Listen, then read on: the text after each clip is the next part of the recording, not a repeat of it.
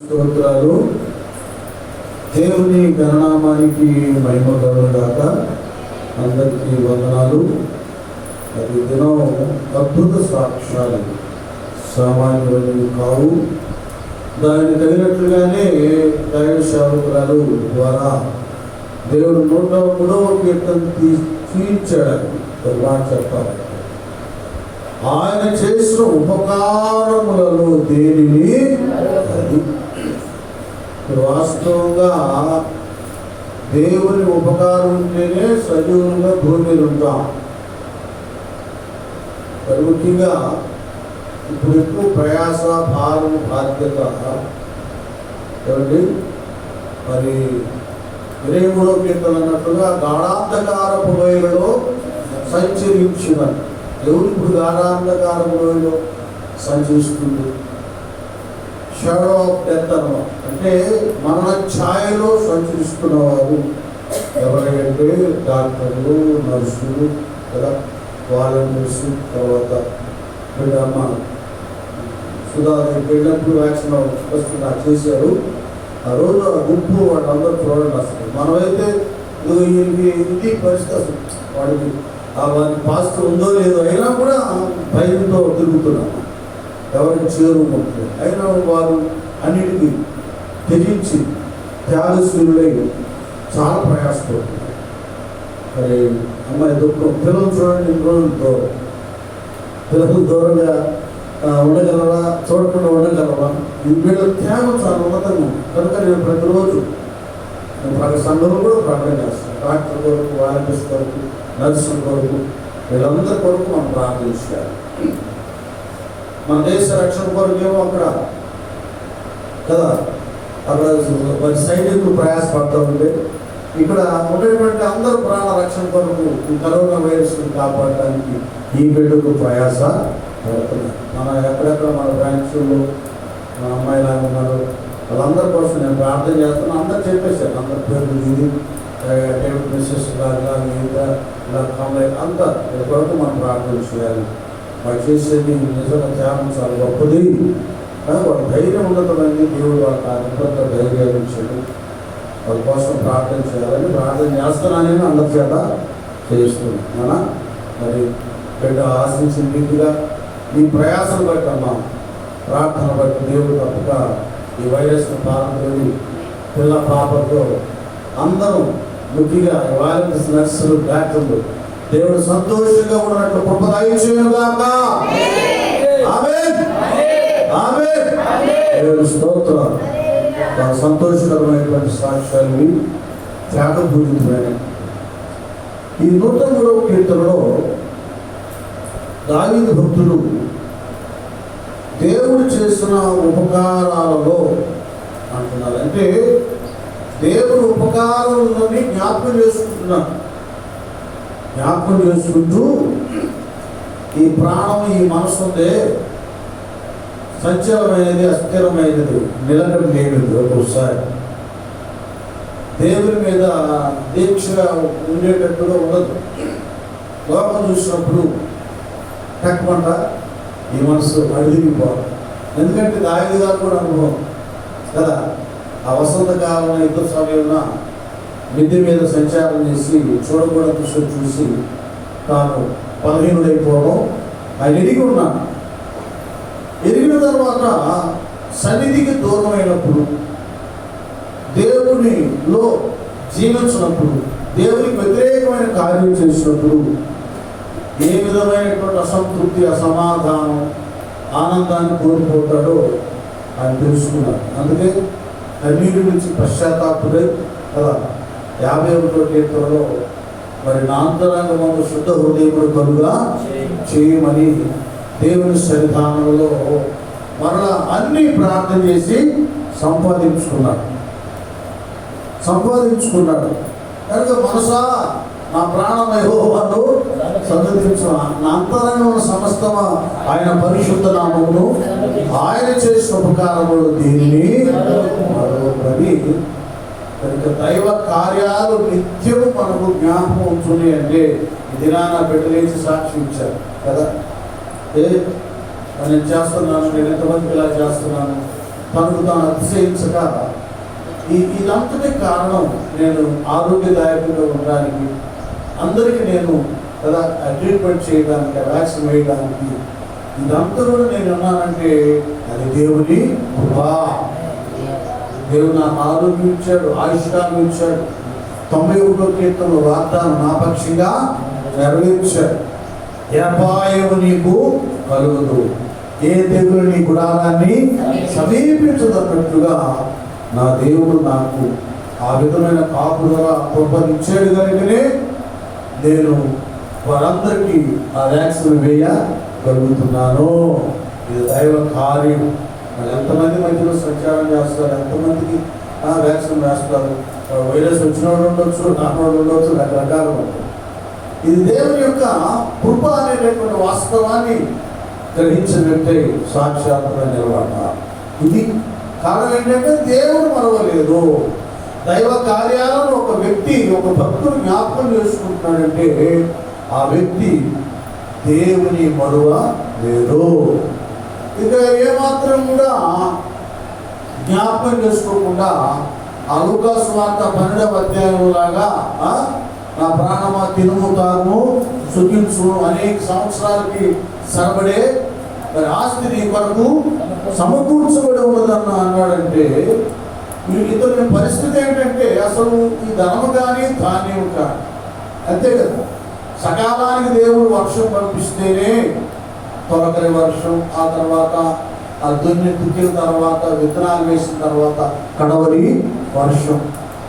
ఏమండి, విత్తడానికి అలాగే నాటడానికి, నాటు ఉంటాయి కదా, నాటు కాదు నాటడానికి, ఆ తర్వాత కోయటానికి. ఇవన్నీ కూడా దేవుడు ఏ కాలంలో ఏ ఋతువులో ఏది కావాలో అది అనుగ్రహిస్తేనే పంటలు సక్రంగా పండుతాయి. పంటలు పడినా మళ్ళీ తెగులు వచ్చిందనుకోండి మొత్తం ఊడ్చుకొని పోతుంది.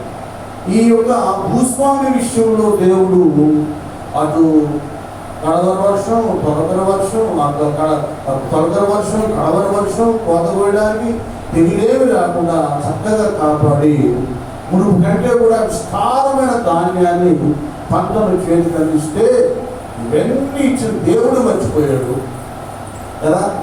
కంటి కనబడేటటువంటి ధనాన్ని, ధాన్యాన్ని గమనించుకున్నాడు. చూసారా, చాలా మంది అంతే.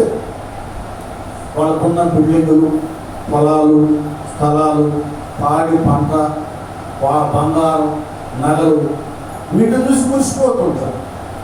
అసలు దీని ఏంటి, బ్యాక్గ్రౌండ్ ఏంటి, అసలు వాడు అన్నలాగా అల్లాడిపోతున్నాడు, నేను ఎంత ఉన్నతంగా ఉన్నాను, దీనికి కారణం ఏంటి అనేటటువంటిది సహాయకుడైనటువంటి దేవుడిని పూర్తిగా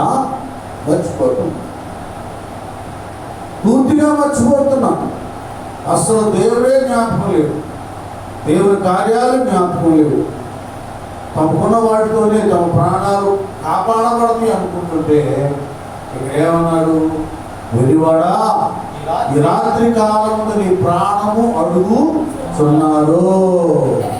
ఆ తర్వాత ఏమంటాడు, నీవు సిద్ధపరిచినవి ఎవరి మోగునని అది బాబు చాలా సిద్ధపరుచుకున్నాడు కదా. అవన్నీ ఎవరి ఉద్యోగం చనిపోయిన ప్రాణాన్ని అడుగుతున్నారు, మరణంతో తీసుకెళ్ళిపోతారు. ఏంటి నీ పరిస్థితి, ఏంటి నీ పరిస్థితి? ఈ రోజున చాలామంది నాకేం పాజిటివ్ కాదులేదు, నాకు బాగానే ఉంది, నాకు కరోనా రాలేదు అనుకుంటున్నారు. కానీ దేవుడు ఇది రాకుండా ఆయన తన కాపుదల నాకు ఇచ్చాడు అన్న సంగతి పూర్తిగా మర్చిపోతున్నారు చాలామంది కదా. మర్చిపోవడమే కాకుండా ఈ విధమైన దిద్దుబాటు కలిగి ఒక మాట చెప్పాలంటే, ప్రపంచాన్ని కరోనా వైరస్ ఆవరించిందంటే కారణం ఏంటంటే, అరే బాబు ఇలాంటి తెగుళ్ళు భూమి మీద ఇంకెన్నో రాబోతున్నాయి, వీటి ద్వారా నీ ప్రాణం పోగొట్టుకొని నరకానికి వెళ్ళకుండా నీ మనసు మార్చుకో, నీ స్థితిగతులు సరి చేసుకో, నువ్వు మారు. ఇస్కియా అదే అనేది యెషయా ప్రవక్త, ఇస్కియా నువ్వు చనిపోబోతున్నావు కాబట్టి నువ్వు బ్రతుకు, చనిపోబోతున్నావు కాబట్టి నీవు నీ ఇంటిని చక్కపరుచుకున్నాం. అది జీవితాన్ని చక్కపరుచుకుంటుంది. ఇలాంటి ఇల్లు కాదు. చచ్చిపోయేవాడు ఇల్లు సంగతి ఎందుకు అసలు? అంతే కదా. చనిపోయేవాడు ఇల్లు హాని సంగతి ఎందుకు? ఇల్లు అంటే ఈ జీవిత హృదయపు ఇల్లు. ఇవన్నీ ఏంటంటే సూచన, హెచ్చరిక, దేవుని వార్నింగ్ ఏంటంటే మన జీవితాలను చక్కగా పరుచుకోవడానికి. ఎలా ఉందో లోకం ఇప్పుడు? దొంగతనం చేసేవాడు దొంగతనం చేస్తాడు, అరాచకాలు చేసేవాడు చేస్తున్నాడు, మోసం చేసేవాడు చేస్తున్నాడు, దోచుకునేవాడు దోచుకున్నాడు, తప్పుడు పనులు చేసేవాడు చేస్తున్నాడు. వీటిని చూసి వీడికి చల్లం రావడంలో, కదలిక రావడంలో ఏమైందో మరలా నాకు కూడా ఈ వైరస్ వస్తుందేమో, చస్తానేమో, దేవుడా నువ్వు నన్ను బతికించాలనేది దేవుని సన్నిధికి కదిలి రావడం. ఇది దేవుడు ఇచ్చిన అవకాశం. ఇది సరిచూసుకోవాలి. ఎవరు కూడా దేవుడు కానీ దేవుడి కార్యాలు కానీ జ్ఞాపకానికి రావటం లేదు. ఈ దేవుని ఉగ్రత, శిక్ష మనం సరిచేయబడాలి అనేటటువంటి ఆలోచన. సరే, బాగా ఈ సమయంలో కూడా తిప్పులేక అల్లాటంలో ప్రజలు దేవుడు అన్ని సమృద్ధిగా ఇస్తే నిజంగా దేవుని యొక్క కృప ఎంత గొప్పది నా ఎడల అనే కృతజ్ఞత కూడా లేదు. అస్సలు ఏమి ఏమిటి? కేవలము అవిశ్వాసులకు, దేవుని ఎరగని వారికి మాత్రమే కాదు, ఎరిగిన వారి విషయంలో కూడా ఎలాగుందంటే నాయన, ఒకసారి రోమిలకు రాసిన పత్రిక 1వ అధ్యాయము 21 చూడండి. ఎరిగినటువంటి వాళ్ళు కూడా ఎట్లా ఉన్నారు? ఇది నాన్న నేను విశ్వాసం, నేను క్రైస్తవుని చెప్పుకున్నటువంటి వారి పరిస్థితులు కూడా ఇలాగున్నాయి. చూసారు ఎక్కడ నాన్న? ఎవరు వారు ఎరగనోళ్ళు కాదు, దేవుని ఎరిగి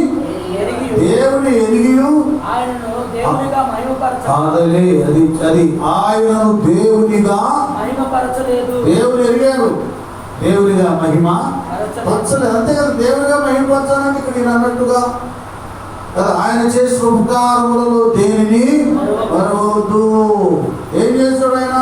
దోషాలని క్షమించాడు, సంకటాలని కుదిరించాడు, సమాధిలో నుండి నీ ప్రాణము అది విమోచించుచున్నాడు. చూసారా? దేవుని ఎరిగి ఉంటే ఆయన కార్యాలు ఎరిగి ఉంటాం. ఈ సమయంలో చాలా మంది విశ్వాసులు, క్రైస్తవులు అని చెప్పుకునేటటువంటి వాడు కూడా వారు దేవుని ఎరిగి ఉండి కూడా ఏం చేశారు? దేవునిగా మహిమ పరచలేదు. అది నిజంగా మనం దేవుని మహిమపరిస్తే విశ్వాసులు, క్రైస్తవులు అనబడేవారు ఆయన్ని మహిమపరుస్తారు. మహిమపరుస్తారు. అలాగా ఏ మహిమపడతారు చెప్పండి? ఇళ్లలో కూర్చుంటున్నారు, కావలసినటువంటి వండుకుంటున్నారు, తింటున్నారు. అంటే నేను రక్షణ పొందుకున్న వాళ్ళ గురించి చెప్తున్నాను. మేము భక్తులము, మేము రక్షించబడ్డాం, విశ్వాసం, దేవుని ఎరిగామండి మేమని చెప్పుకుంటున్నారే, వాళ్ళ విషయంలో ఏం చేస్తున్నారు? వాళ్ళగా నా ప్రాణమా తిను తాము సుఖించు అన్నట్లు ఉంది కానీ స్తుతించు అన్నట్లుగా లేదు. ఏం చేస్తున్నారు? ప్రార్థన ఉందా? భారం ఉందా? బాధ్యత ఉందా? కానీ మనవాళ్ళు విశ్వాసులు, నర్సులు, వాలంటీర్స్ వీళ్ళందరూ వాళ్ళు చేసే ఛాయలు వాళ్ళు చేస్తున్నారు. ఇళ్లలో కూర్చుంటున్నాం, ఏం చేస్తున్నాం చెప్పండి? ఏం చేస్తున్నాం?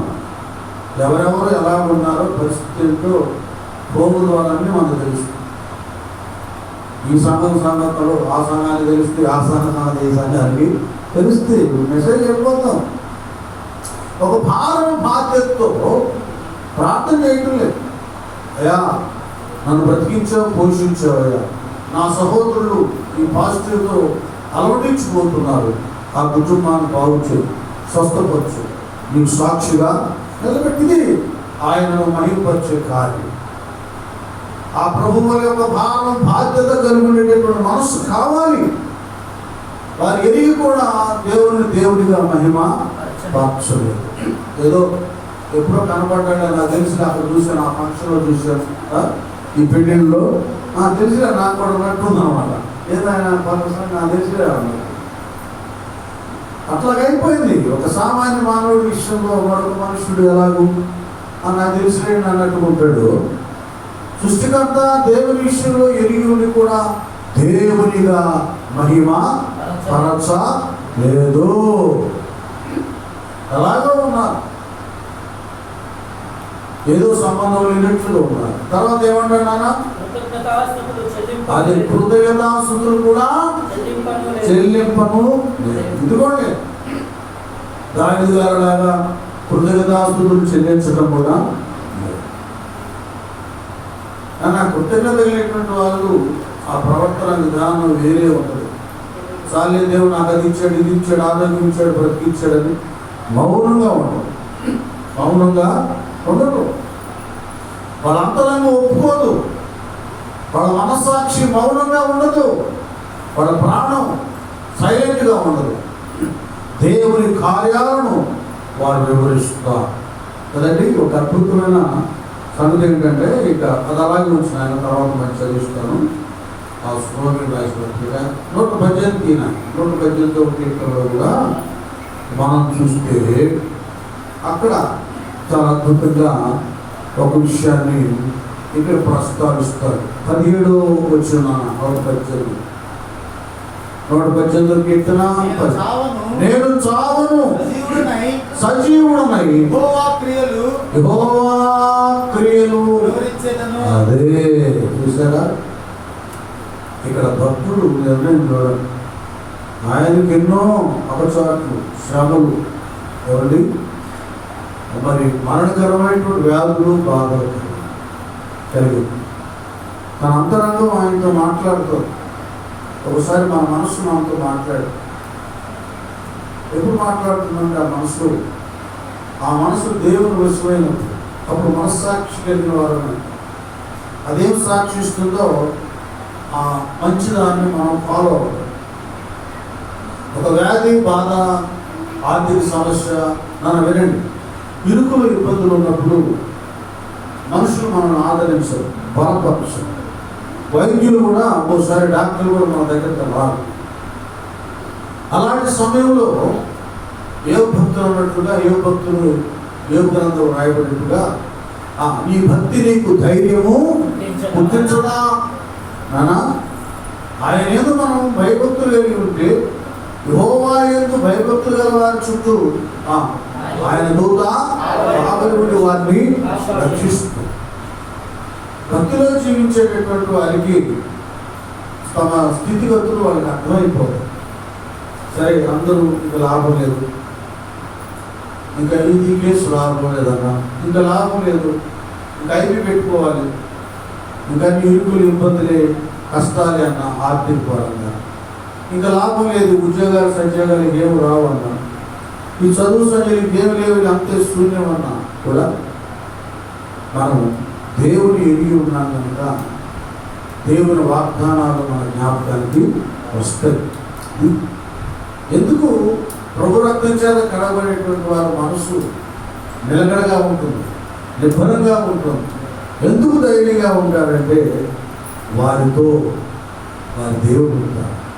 నేను విడువను ఎన్నడూ వెళ్ళవా. మన బలహీనతలో బలంగా ఉంటాడు ఆయన. ఏమండి, ఎవరు లేనప్పుడు ఆయన తోడుగా ఉంటాడు. ఐగుప్తు దేశంలో యేసుకు దేవుడితో ఉన్నారండి. ఇంట్లో ఒక పనివాడుగా బ్రతుకుతున్నాడు. ఇల్లు వాకి ఊడ్చేవాడుగా, ఒక పాచి పని చేసేవాడు ఎవరున్నారు. దేవుడు ఆ పోతీఫర్ యొక్క కళ్ళు తెచ్చి జ్ఞాపకం చేసినప్పుడు అతనికి యేసుకి దేవుడు తోడుగా ఉన్నాడన్న సంగతి తెలియకుండానే అర్థమైపోయింది. ఆయన చేసే ప్రతి పని, అతని చేతితో యేసు చేతితో చేసే ప్రతి పని దేవుడు నచ్చేస్తున్నాడు, సఫల పరుస్తుంది. చాలా డెవలప్ అయింది ఆయన అడుగులు. బాబు సామాన్యుడు కాదు, యెహోవా దేవుడు ఇతను తోడుగా ఉన్నాడని తన పని అంతటి మీద, ఇంటంతటి మీద యేసుకి అధికారం ఇచ్చాడు. అది అనా మనం ఒంటరిగా ఉన్నప్పుడు, ఇబ్బందుల్లో ఉన్నప్పుడు, అనారోగ్య పరిస్థితుల్లో ఉన్నప్పుడు దేవుడు మన మనసుతో మాట్లాడతాడు. మన మనసు మనతో మాట్లాడతాడు. ఒంటరిగా నేనుండగా తోడు ఎవరు లేకుండా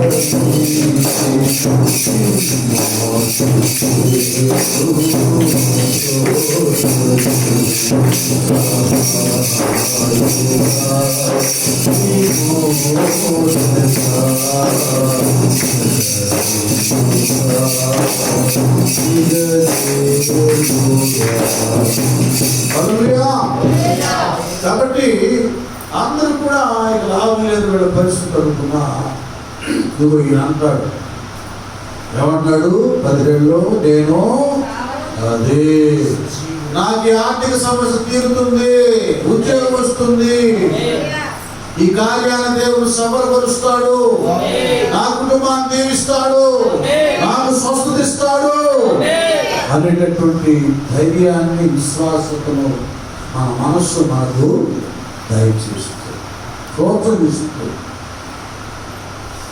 ఒక అనారోగ్యం కానీ కష్టం కానీ ఇబ్బంది కానీ ఎప్పుడు కలుగుతుంటే మన మనసు సరిగా లేనప్పుడు ఎందుకు దేవుడు మనుషులే నాయన పరలోక రాజ్యం సమీపించింది మారు మనసు పక్కన ఎందుకు అన్నాడంటే ఈ మనసు కంట్రోల్లో ఉండదు. ఎన్ని దాగి కొడితే అది కొట్టుకొని బాగుంది, డబ్బులు కనుకుంటావా నేను ధనవంతులని ఎవరు ఏమి లేకపోతే ఎంతో ఇంకేమైనా ఎంతో అని తిరిగితనాన్ని కడుగా చూస్తాం. అదే సైతాన్ గారు కూడా మైండ్ ఆ మనస్సు మీద వాడు దృష్టి పెడతాడు. దాన్ని జాగ్రత్తగా మనం కాపాడుకోవాలి. నేను చావనన్నాడంటే మైండ్ సరిగా ఉంది, మనస్సు సరిగా ఉంది. నా దేవుడు ఉన్నాడు, ఆయన సజీవుడు, ఆయన నాకు మరణంలో నుండి జీవాన్ని కలుగా చేస్తాడు. గాఢాంధకారపు లోయలో సంచరించినను ఏ అపాయానికి నేను భయపడను. నా దేవుడు దుడ్డు కరయు దండమును నన్ను ఆదరించును. యెహోవా నాకు వెలుగాయి, యెహోవా నాకు రక్షణయే, నేను ఎవరికి అన్నడు. దేవునికి స్తోత్రం, హల్లెలూయా. ఈ ధైర్యం వస్తుంది, అది మనకు కావాలన్నా. మన మనస్సు బలహీనమైపోతే మన దగ్గర అన్నీ ఉన్నా కూడా మొత్తం ఇంకా అవి మనకు సపోర్ట్ చేయవు. డబ్బులు ఉన్నా సపోర్ట్ చేయవు, బలం ఉన్నా సపోర్టు చేయవు, అన్నీ కూడా శూన్యంగా కనపడదు. మన మనస్సు సరిగా ఉంటే, ఆ మనస్సు దేవుడు హత్తుకొని ఉంటే విశ్వసించిన వాడు ఏం పడ్డాడు, కలవరపడంటే కలవరపడం. నా దేవుడు నాతో ఉన్నాడు. సాక్షాత్ వండర్ఫుల్గా ఫ్యామిలీ పాజిటివ్ వచ్చిందా, పాజిటివ్ వాళ్ళ సంచరిస్తూ ఏంటి అద్భుతం. ఇది తమ మనస్సును దేవుని హత్తుకునేటట్టు చూసుకున్నారు. వాళ్ళు దినదినము దేవుడు రిఫ్రెష్ చేస్తున్నాడు వాళ్ళ యొక్క మైండ్. నేను నాన్న హ్యాపీ శుభం కలుగును కాదు. భక్తి విధానం కొద్ది లోతుకు వెళ్ళండి. కనబడే కష్టాలు, కనబడుతున్న అప్పులు, బలహీనతలు కదా, ఇల్లు లేని పరిస్థితులు, లేక ఎడబాటైన పరిస్థితులు, ఇవి శాశ్వతం కాదు. ఆయన పేరు దీని వెనక కీడు వెనక మేలు దాచి ఉంచాడు. శూన్యం వెనక సమృద్ధిని దేవుడు భద్రపరిచాడు ఆయన భక్తుడు. ఏనా అదే అంటాడు ఆ 31 కీర్తనలో, యెహోవా యందు ఆ భయభక్తుల వారి వరకు ఆయన దేవుడు దాచిన మేలు. అది చూడండి,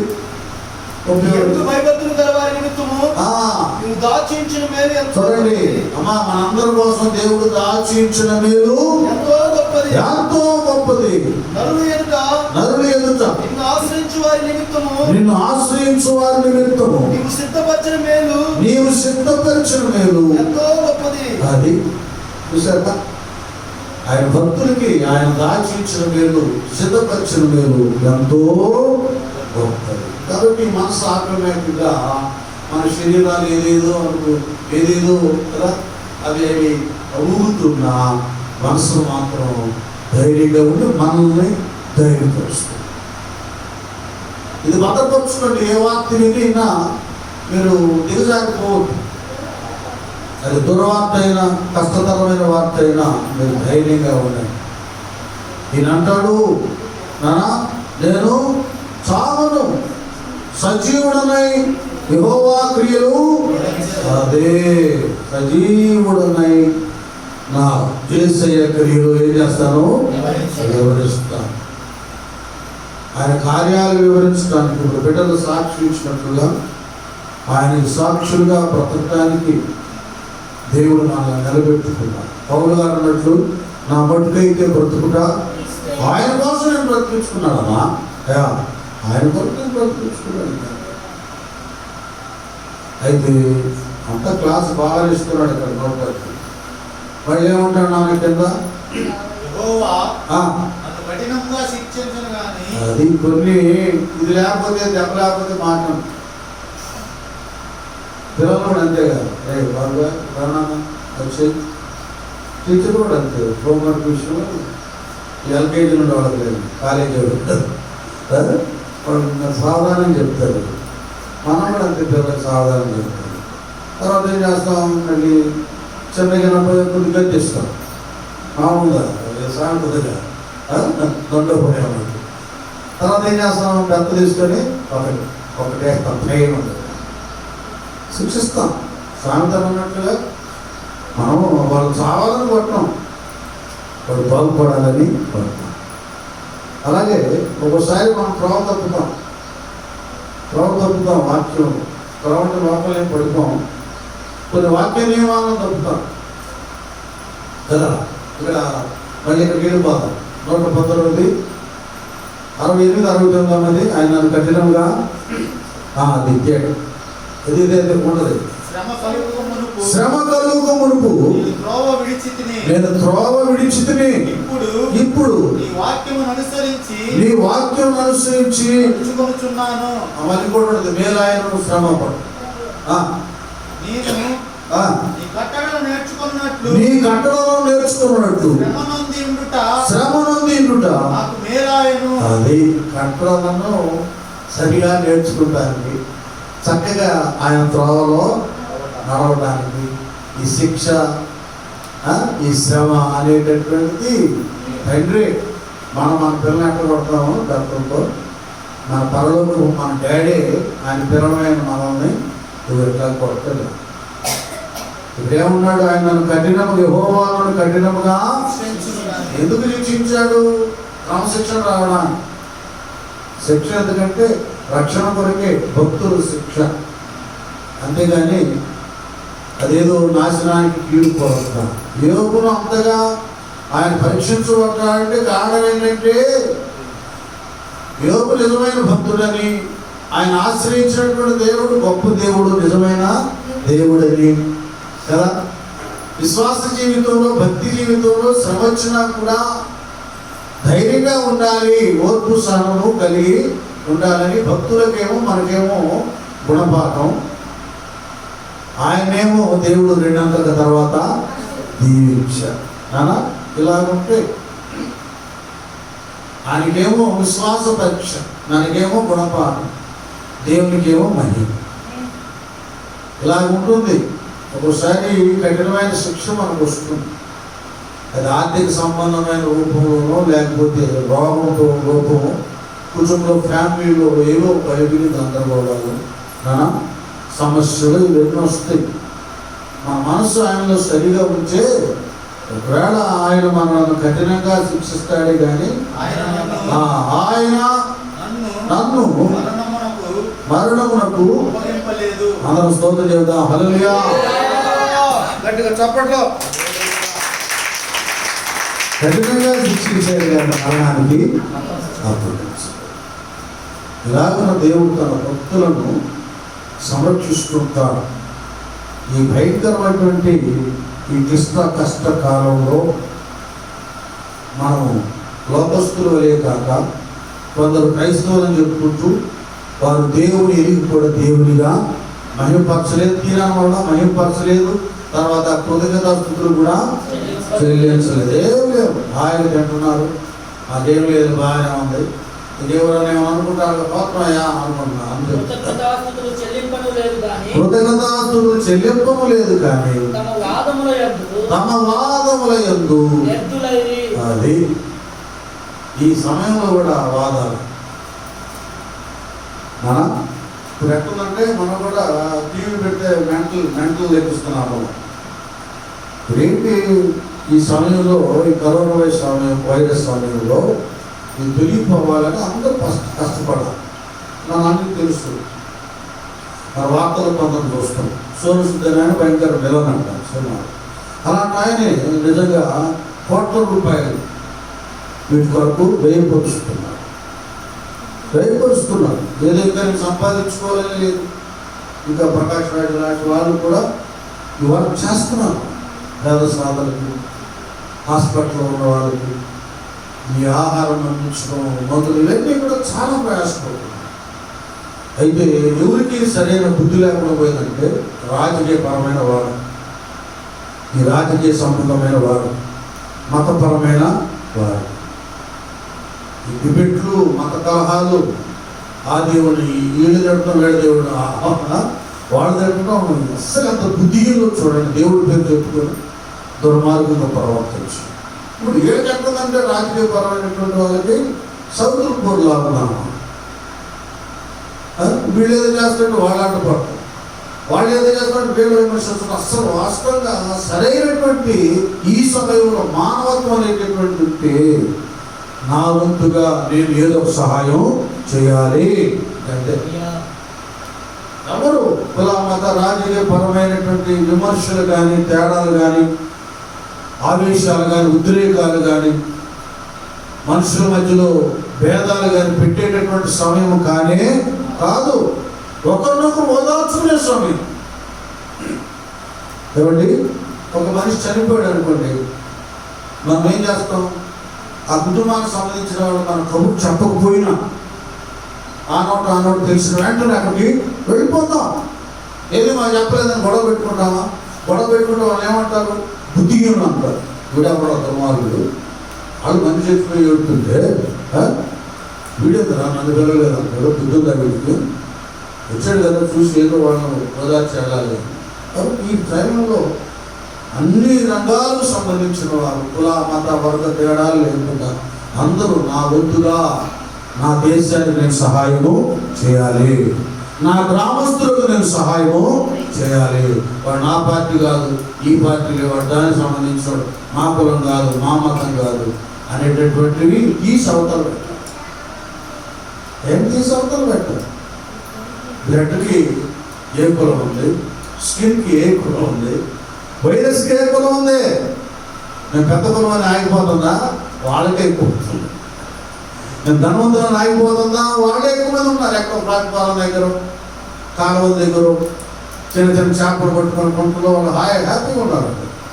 సరైన వస్త్రం లేకపోయినా హ్యాపీగా ఉన్నారు. మురుకులో వసిస్తున్న వాళ్ళకి ఎవరికి పాజిటివ్ కేసు అధికంగా లేవు. అమ్మాయి బాగా తెలుసు, అందరూ వెళ్ళే కదా. విన్నారా? ఉంది దానికి ఏమైనా ఫీలింగ్ ఉందా? క్యాస్ట్ ఫీలింగ్ ఉందా? కరోనా ఏం లేదు, అందరూ నా ఆలోచన. నీ క్యాస్ట్ నేను పాజిటివ్ నుంచి రక్షించలేదు, నీ మతం నేను రక్షించలేదు, నీ పార్టీ నేను రక్షించలేదు, నీ ధనం నేను రక్షించలేదు. ఈ సమయంలో మానవత్వం అనేది మనం చూపాలి. మనకు తగినంతగా, మనకు తోచినంతగా ఇతరులకు సహాయము చేయాలి. ఇది సరైన కృతజ్ఞత అంటే. ఈ విషయంలోనే దేవుడు సంతోషిస్తాడు. పేదలను కనికరించేవాడంట యెహోవాకు అర్పించేవాడు. ఇది కావాలి కానీ నేను ఏదో పుణ్యం చేయడానికి ఒక అవకాశం వచ్చింది కానీ చేయాలి కానీ ఏంటి కొట్లాట్లు? భార్య భర్త తగులాడుకున్నారు. తగులాడుకొని ఏం చేశారు? పిల్లలు తీసుకొని భార్య అంత దుర్మార్గుడు. వాడు తగులాడుతారు ఇద్దరు. పిల్లవాడిని పెంచి గొప్ప చేయాలి. వాడు తగులు ఏమైందంటే వాడు ప్రాణం పోయింది. ఇదేనా చెబుతారు, వినండి. ఈ రాజకీయ సంబంధమైనటువంటి వాళ్ళ పోరాటాలు, తగులు, కక్షలు, ఈ తేడాలు బట్టి పిల్లలైన ప్రజలైన మనల్ని తీసుకెళ్ళి బావిలో వేస్తున్నట్టు చేస్తున్నారు. రావటం ఎవరికి జ్ఞానం చలనం రావటం చూసినప్పుడు మాత్రం నాకు వేదన కలుగుతుంది. ఏమి పిచ్చిపెట్టిండాలి. ఇప్పుడు చేయాల్సిన ఏంటి? ఈ కరోనా వైరస్లో ఎవరెవరు బాధపడుతున్నారు పాజిటివ్ టెస్ట్లో వాళ్ళకి ఏదో విధంగా హెల్ప్ చేయాలి. నా దేశాన్ని, నా రాష్ట్రాన్ని, నా జిల్లాని, నా గ్రామాన్ని నేను కాపాడుకోవాలి. అది అప్పుడు దేవుడు తెచ్చుకుంటాడు. నిజంగా నా బిడ్డలు ఎంతో మంచి మనసు కావాలి. కులమత తారతమ్య భేదం లేకుండా ఈ ప్రేమను చూస్తున్నారు. నా మనసు నా పిల్లలకు వచ్చిందని దేవుడు సంతోషిస్తున్నారు. ఇది అనగాలి మానవ. ఎంతో మంది మన కరుణ ఎదుట అలాగే రాలిపోతున్నారు. పేరు ప్రఖ్యాతులు దానిస్తున్నారు. బాలసుబ్రహ్మణ్య గారి పాటలు ఇప్పుడు కూడా మన దేవుని పాటలు మనసా తెలుసా నా పాటలు దాదాపు 10 పాటలు ఆయన పాడారు. మంచి పేరు కాల్చబడి కోటేశ్వరుడు ఆయన. ఇప్పుడు ఉన్నాడు మన మధ్యలో. ఆయన కంటే గొప్పవాడు ఉన్నారు. చెప్పండి. ఏం అర్థం కాని పరిస్థితులు అలా కాలే ప్రాణాన్ని పోగొట్టుకున్నారు, వెళ్ళిపోయారు.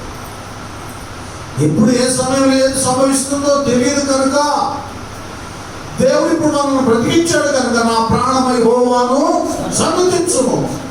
ఆయన బ్రతికించాడు. ఆయన చేసిన ఉపకారములు దేనిని మరవద్దు. ఎందుకంటే ఈ సమయంలో ఒకటి, ఆయన నీ దోషాలన్నింటినీ సరే. చనిపోయిన వాడు కంటే మన మహాభక్తులు కాదు, గొప్పవాళ్ళం కాదు. ఈ సెకండ్ వేవ్లో చాలా మంది పాస్టర్లు చనిపోయారు. మన పేరు తెలియనటువంటి వాళ్ళు శ్యామ్ కుమార్ గారని వైజాగ్లో బైబిల్ కాలేజ్ డైరెక్టర్. అమ్మగారు కూడా ప్రభు శాంతికి వెళ్ళారు, మహిళలోకి వెళ్ళిపోయారు. ఆయనకి 2 కుమారులు ధైర్యంగా పెద్దబాబు సాక్షిస్తున్నాడు. దేవుని మహిమలోకి నా తల్లిదండ్రులు వెళ్ళారు. వాళ్ళు మిగించిన సేవ నేను ధైర్యంగా చేయాలి. నేను దిగజారిపోవట్లేదు. నా తల్లి నా తండ్రి దేవుళ్ళు ఎలా బ్రతకాలో ధైర్యాన్ని మాకు దూరి చూసారా. ఇలా ఎంతోమంది దైవ సేవకులు మనకు తెలిసిన వారు. ఒక పర్యాయ మన దగ్గర కూడా వచ్చి ఉండొచ్చు. రంగాయపాలన సేవ చేస్తాను ఫిలిప్ అని ఆయన వెళ్ళిపోయాడు. చర్చి ఎదురుగా మరి ఫ్రాన్సిస్ గారు, మరి మన సోదరి ప్రవచనటువంటి మేలు యజమానులు కూడా దేవుడు తీసుకెళ్తున్నారు. ఏమండి ఇలాగ ఏంటంటే అది వాళ్ళ టైం, వాళ్ళ పని ముగించబడింది లోపల. అంతవరకు ఏం చేయాలి. ఇంకొచ్చేసిన వాళ్ళ స్టాప్ వాళ్ళకి వచ్చింది. మనకు గుంటూరు నుంచి విజయవాడ వెళ్తున్నాం, కాకాని స్టాప్ తక్కువ ఆగిపోతే అక్కడ వెళ్ళిపోతారు. వాళ్ళ స్టాప్ అంతవరకు మధ్య బస్సు విజయవాడ బస్సే కానీ మధ్యలో ఏముంటే మజిలీస్ ఆ స్టాప్లో ఇంతవరకు వెళ్ళిపోయారు. ఆ వాక్యం ప్రకారంగా మనకు ఆ జ్ఞానం తెలుసు కాబట్టి ఒకవేళ ఆ శరీరం, ఈ రక్తం, ఇంకా మనసు వేదనగా ఉన్న వాక్యం చేత ధైర్యపరచ పౌలైనట్లుగా నిరీక్షణ లేని ఇతరుల వరే చనిపోయిన వారి విషయమై దుఃఖపడుకుంటూ నిమిత్తం. ఇలా ఉంది. ఎంతోమంది భక్తులు వెళ్ళిపోయారు. అయినా మనం ఏం చేసుకున్నాం? అమ్మో నేను కూడా చనిపోతానని ఊహిస్తున్నాం. ఏం చేస్తున్నా? ఆ కుటుంబాల కొరకు ప్రార్థన చేస్తున్నాం. మరి నన్ను ఎందుకు నాయన, నేనేం చేయాలో నువ్వు నన్ను బ్రతికించావు. నా ఇంటి పని, సొంత పని, నేను నా కుటుంబం పోషించబడి దీవించబడటం మాత్రమే కాదు, నీ పని అయినా నేను కొంత చేయాలి. పేద సాధులకు, ఈ సమయంలో రోగులకు నా వంతుగా నేను ఏదో ఒకటి చేయాలనేటటువంటి మనస్సే దేవునికి కృతజ్ఞతాస్తుతులు చెల్లించే మనసు. స్తోత్రం, హల్లెలూయా. నేను ముగిస్తున్నాను. ప్రియ కుమార్తెలారా, కుమారులారా, మరి ఈవేళ మనం నిజంగా మీ సాక్ష్యాలు కూడా చాలా అద్భుతంగా ఉన్నాయి. మనము దేవుని కార్యాలను ఏమాత్రం మరిచి పోకూడదు. అయితే ఫైనల్గా ఒక మాట ఏంటంటే, రక్షణ లేని బిడ్డల విషయంలో చెప్తున్నాను. ఎవరు బాప్తిసం పొందలేదు, రక్షించబడలేదు, దేవుడు నిన్ను సజీవులుగా నిలబెట్టారు. నువ్వు చేయవలసింది ఏంటంటే 116 కీర్తనకి వెళ్ళిపోండి. 116 కీర్తనలో చేయవలసింది చేయాలి. ఏం చేయాలి? ఇక్కడ 11 నుంచి చదువుకుంటాండి 13 దాకా.